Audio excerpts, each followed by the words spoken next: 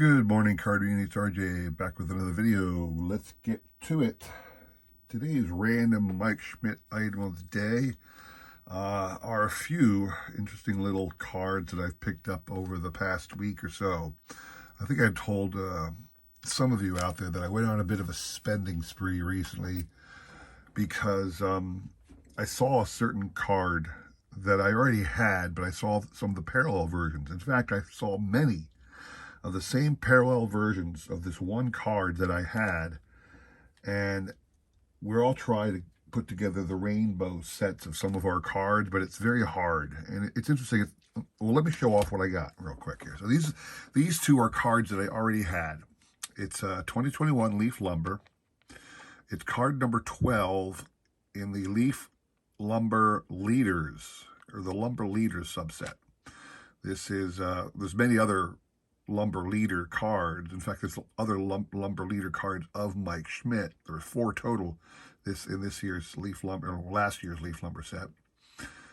It shows 3 or 4, I should say, National League leaders from 1975 in various categories.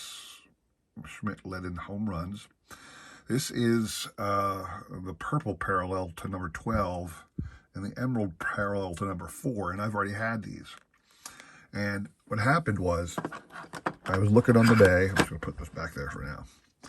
I was looking on the bay. I could always do for these kind of stuff, and suddenly there was like 5 or 6 other cards of that same subset up for sale, and a vast array of the numbered series. Now, a lot of us try to do, like I said, these numbered parallels. The problem is that, first of all, they can be expensive, but for some of us, we're willing to pay a couple bucks to get a cool card for our collection.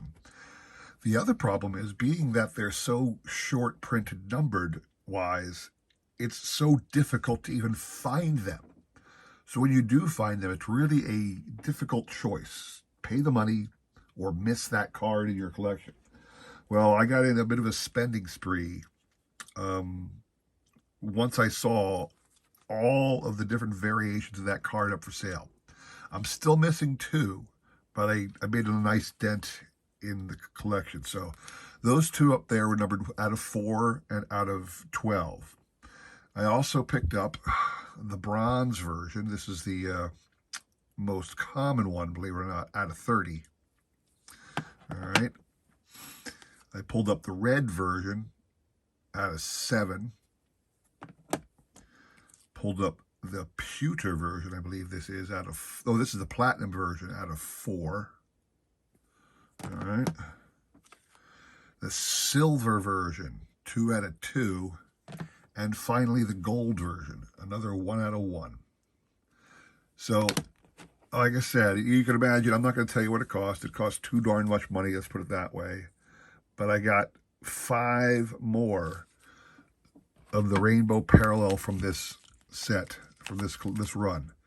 The problem is, there are still 2 more I don't have and I couldn't even find on Bay. So I'm missing a navy version out of 3, and some other version out of 7. I can't remember what that one was. The pewter one, I think it was. I think this is the platinum version out of 4, and the pewter version was also out of 7. So the pewter version and the navy version, I'm still lacking to finish a full run of this card. So just wanted to show that off to you today. Today's random baseball item of the day. Going to keep going with my theme of old Fleer box sets. You know how much I love them. Talk about them almost every video these days. I'm showing off another one. I'm enjoying going through these, showing you guys off some of these old box sets you can have for a real bargain. No more than $5 ever. Do not ever pay more than $5 for these sets. Hopefully you can get them for $1. Frankly, my LCS has a box full of these for $1. So come to Quakertown if you want. Get some of these. So real quick, flip through who I got. I'm not even going to name any of the players. You guys can pause and see the names yourself. I always say, one of the best things about these box sets, and you should all consider, certainly if you're a newer collector, buying these box sets, because what you get are 44 cards of some of the great names. Well, I shouldn't say the great names, some of the bigger names in the sport at that time. And always, always several big name stars and Hall of Famers are included in this. And for like $5 or less, you can get 10 to 12, sometimes more, Hall of Fame player cards. And it's nothing but a great investment of money to spend your money to get Hall of Fame caliber players. So it's 44 cards plus the 6 stickers, and that's what you find in every one of these Fleer box sets of the time. There's other companies that made box sets, certainly Topps did, but I just love the box sets. Pick them up whenever I can to complete my set.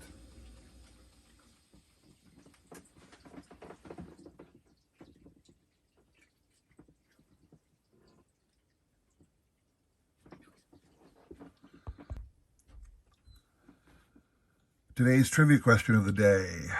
You see in the background there, let me show you, a Topps Gold Label card of Don Mattingly. I believe this one was from, was it 2014? 2019 maybe? 2019, okay. Topps Gold Label Don Mattingly. One of the things I always found interesting about Don Mattingly's career is it's a bit of a tragic case in one way. The Yankees were like such a dominant team from the 20s through the 60s. They were almost always in the World Series. They were certainly the team to fear. And then they went through a period in the mid 60s to mid 70s, a 10-year span, when you didn't hear from them. They last appeared in the World Series in '64, and it was until '76 again that they appeared in the World Series. So they were back in the '76 World Series against the Reds. After that, they that period '77, from the late '70s to the early '80s, they were doing pretty good. Kind of like the Phillies. The Phillies were a great team from '76 through '83. So the Yankees kind of were the same over the American League at the time. They were pretty good again. I think that might be because they got Reggie this time instead of Ruth back in the 20s. Who knows? I'm not saying that's the case, but Reggie was there during this time. Anyway, so, and then after that, after an appearance somewhere in that span, they went dormant again, and they didn't appear again in a World Series until somewhere later in the 90s. And it's interesting that period of time spanned Don Mattingly's career. So, in other words, Don Mattingly's first year in baseball, I'm going to ask you to look that up for me. What was Don Mattingly's first year in baseball? Because the very previous year, the year before that, the Yankees appeared in a World Series. Now, who did they appear in a World Series with? Who did they play in the World Series the year before Don Mattingly started his career? And what team was it that they played? Then Don Mattingly's final year of his career, whatever year that was, I want you to tell me what year that was. And then tell me the following year, what year it was, and who did the Yankees play in the World Series that following year? Because poor Don Mattingly never appeared in a World Series because his Yankees, for that entire span of his career, were out of the World Series. Yet, the very year before he got there and the very year after they got there, they made it to the World Series. So I always felt bad for Don Mattingly for that reason. So anyway, there you have today's trivia question. Email me with those answers, and you'll be put in the Sunday drawing to win this card. I'll put my email in the description below, along with a repeat of the question. You have today and tomorrow to answer that question to get that card, all right? All right, today I made a little stop at the LCS recently. Picked up 2 cool little box sets for my collection, because RJ collects sets, don't you know? Have here a third set of cards, third different one, of what was known as the Senior Professional Baseball League. Short-lived league in the late 80s, early 90s. A bunch of old retired baseball players thought, hey, we're all living down here in Florida. Let's start a baseball league and see if we can't get people to pay to watch us. Those are the names of the teams right there. I'm not going to go through this box. It did have there are a couple of Hall of Fame players, believe it or not. Fergie Jenkins and who was the other? Raleigh Fingers played in the league. There were some big name stars too. Dave Kigman appeared there. Hal McRae. Some other really great famous players decided to play. It didn't last long because, you know, even though there were some famous names, for whatever reason, the people just got tired of watching these old guys play baseball, I guess. I don't know. But I will put a link into the description below as well to 2 of the other videos I made showing off the other box products of that set. So like I said, this is my 3rd different box set highlighting that league. I think there's a couple more I know I need to get. Anyway, in addition to that, what I picked up is a little set here I want to show off. It's the 1992 Pinnacle Rookies. Kind of like Domnus did a little box set of rookies every year. Sometimes Score. Well, Pinnacle is Score, actually. But anyway, I'm going to open this up real quick and show you off this little 30-card set. It's not really some big-name players. Again, this is in the $5 box at my LCS. So you know you're not seeing anybody really big. They were the players of the day. Kenny Lofton here. Some of the guys that were big names. Pat Listach was a huge promising rookie when he came up that first year. Derek Bell. So there are no huge names. Pat Mahomes is interesting because he's certainly Patrick Mahomes' daddy. And then Todd Van Poppel people were thinking the world of Todd Van Poppel, and he just flamed out.